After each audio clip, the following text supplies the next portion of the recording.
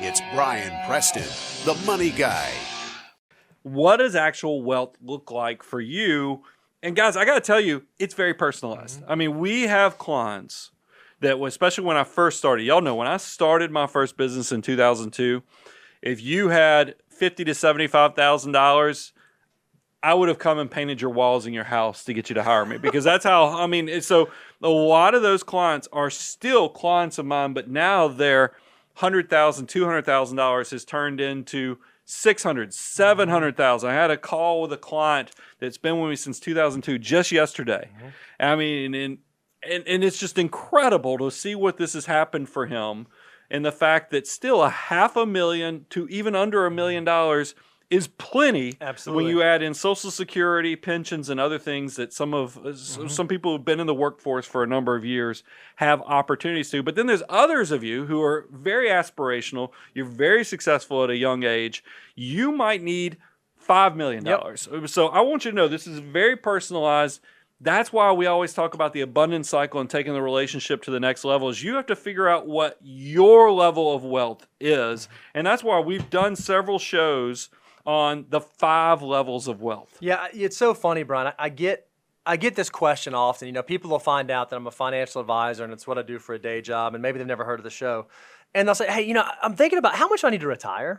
And I'm like, oh, man, what a nebulous question to try to answer, because there's so many different variables that go into that. What kind of retirement are you looking for? What are the goals that you hope to achieve? And what I find so remarkable, even across our client base, is you already mentioned we have clients who maybe only have $500,000, $600,000, $7,000 portfolio, but they are indeed financially independent. They're able to do all the things that they want. They're able to live the life that they want to live at that level.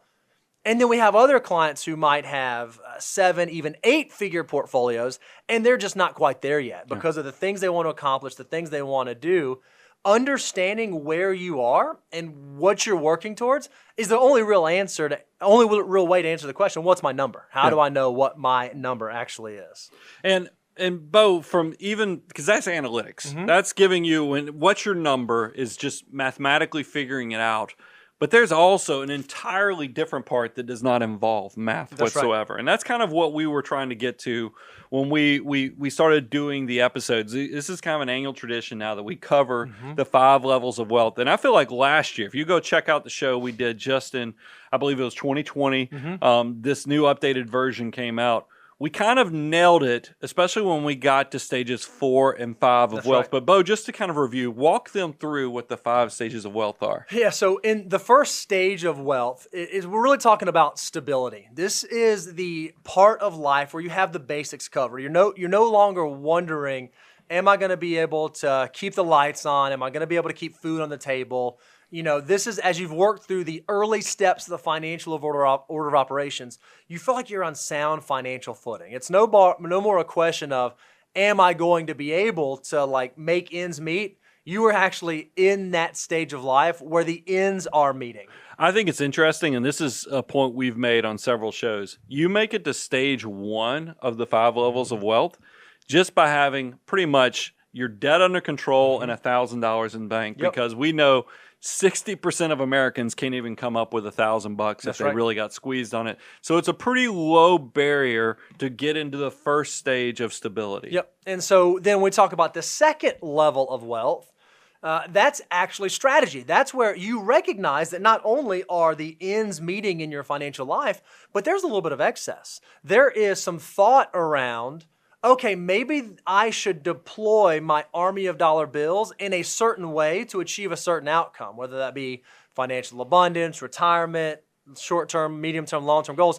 You have some strategy around your finances. You're recognizing, if I can give up just a little bit of today for that big, beautiful tomorrow, I can put some steps in place to allow me to walk in that direction. Yeah, the army of dollars, guys, when you realize that your money's going to work harder than you can, it really opens up lots of opportunities for the future. And that actually takes you to the third level of wealth, which is security. Now you recognize, okay, not only are the ends meeting, not only am I on sound financial footing, and not only do I have a plan in place, but my plan's actually starting to work. I can see some of the fruits of my labor, and we just kind of said, that's not sweating the small stuff. That's recognizing that, hey, maybe it's okay if I do go on that trip, or hey, maybe it's okay if I do have that luxury, because I know that my strategy that's in place is going to allow me to achieve the financial goals that I ultimately want to achieve. And that leads to step 4. And this is what I think most people are aspiring to reach is financial independence. And this is the part, it goes down as simple as this. This is you get to do what you want, when you want, and how you want. That's what you're daydreaming to do. Right. When, if you're working that job where you're like, oh my goodness, Sunday I have to morning, put those socks on, you're chewing your fingernails on Sunday. You keep thinking, I think I can, because I want to do what I want, when I want, how I want. You're probably practically singing that to yourself over and over again.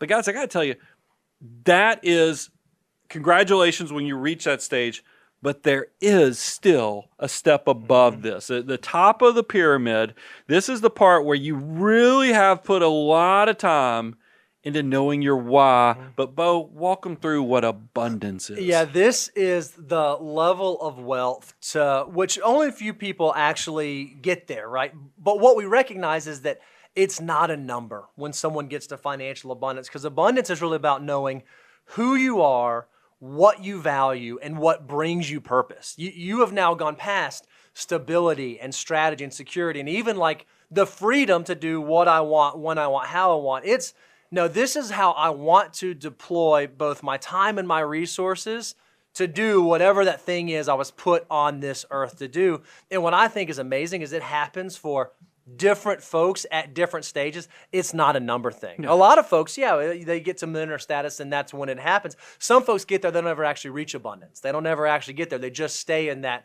okay, well, I have some freedom, but I'm not actually living an abundant life, a life that's full of more than just the goal of hitting that dollar figure. Well, I think we could fill this entire studio with research articles, blog posts, books about money and happiness. But there's so much misunderstanding about the relationship of money and happiness. When people talk about happiness, that's different than fulfillment. Absolutely. And that's what I'm trying to always give you guys the breadcrumbs to go beyond happiness, because that's the part where you're going to work in the morning to start building your army of dollar bills so you can do things on your own terms. That's right. That is, happiness though is just covering the basics. That is understanding that. But I'm telling you guys, fulfillment is what I think most of us, that's the life well lived that I think we all aspire to. What the difference between happiness and fulfillment is that when you wake up in the morning, it's not that you're going to work to create resources to fill the bank account. It's that you wake up in the morning and you feel like you have purpose, that in your own little way, you're making the world a better place because of what you're doing. And if you can line up all things in your life, that is the part that, I mean, it gives me tingles just thinking about what you can accomplish if you have that understanding of going beyond happiness and trying to find the why and find the fulfillment. You'll figure out money is so much bigger than paying bills, so much bigger than retirement. Money is a tool for building abundance, not just in your life, but even in much bigger ways in the world. I think that's so well said. Money is a tool that allows you to focus on and spend your time, energy, and effort where you want to spend it. What's so beautiful about the 5 levels of building wealth is that it's really hard to have security in your financial circumstance unless you have a strategy in place.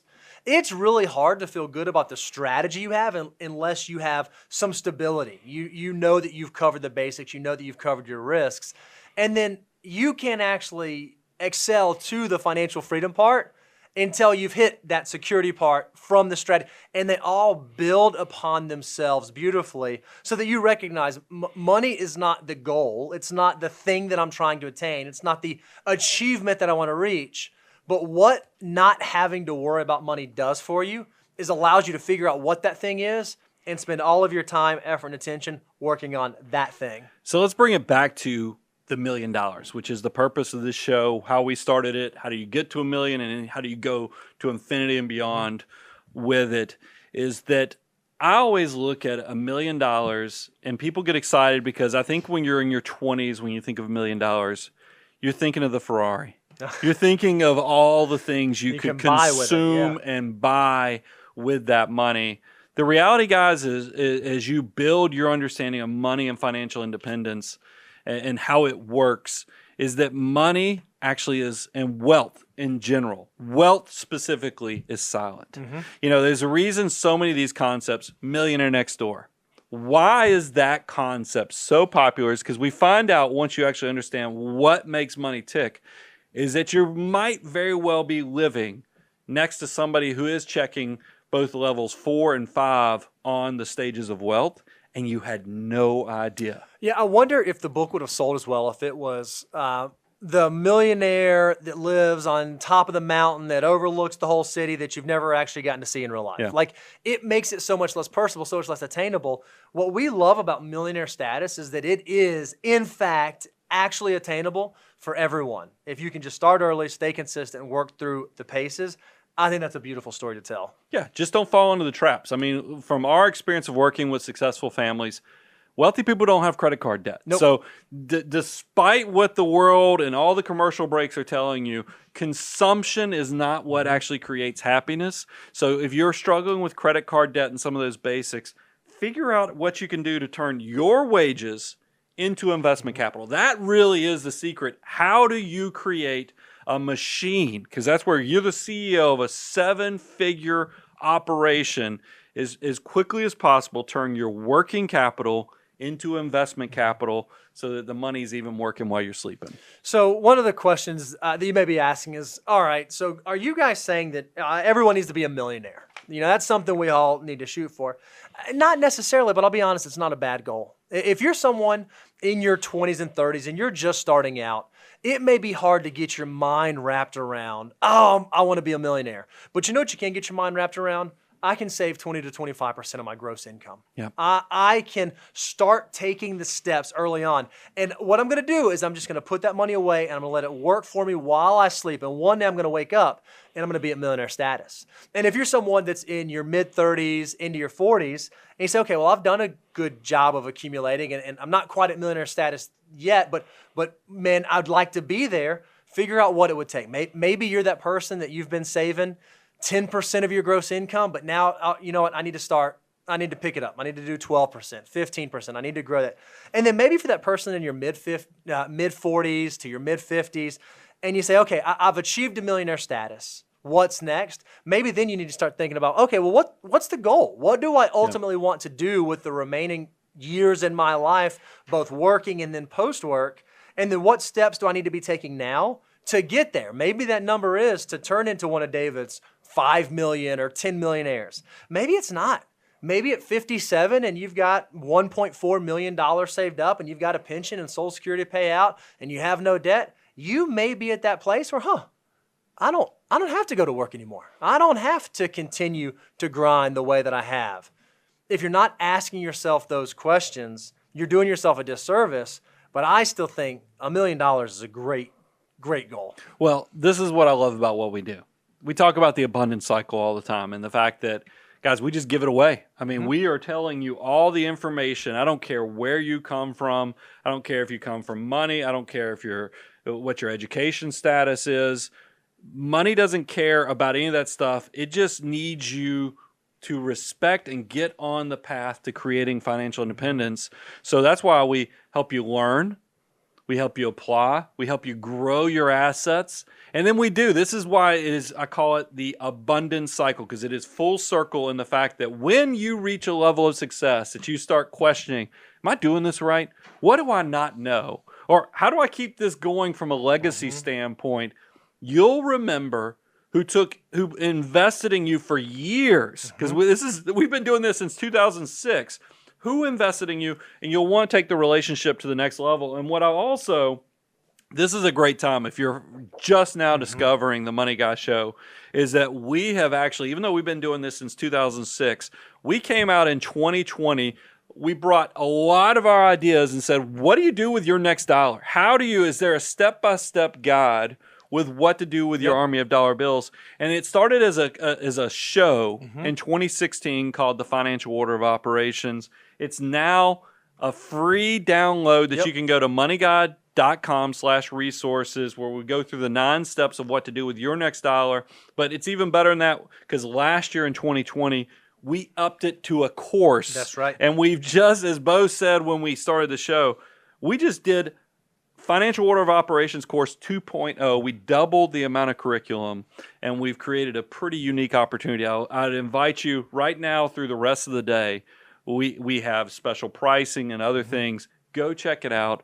This is an opportunity to kind of really turbocharge, put rocket fuel in your financial journey. And if you haven't had a chance to go check out even some of the other deliverables, we talked about a few of them in today's show. Go to moneyguy.com/resources. We constantly and continually update those. So if you want to talk about how valuable and how strong your army of dollars can be, how to make your grandchild a millionaire, whether you should refinance your house, how to go figure out how to do your taxes. If you have questions around any of those topics, there's a chance we have a deliverable for you. So go to moneyguy.com/resources and make sure you check out the deliverable page. Guys, thank you so much. I'm your host, Brian Preston. Mr. Bo Hansen, Money Guy team, out.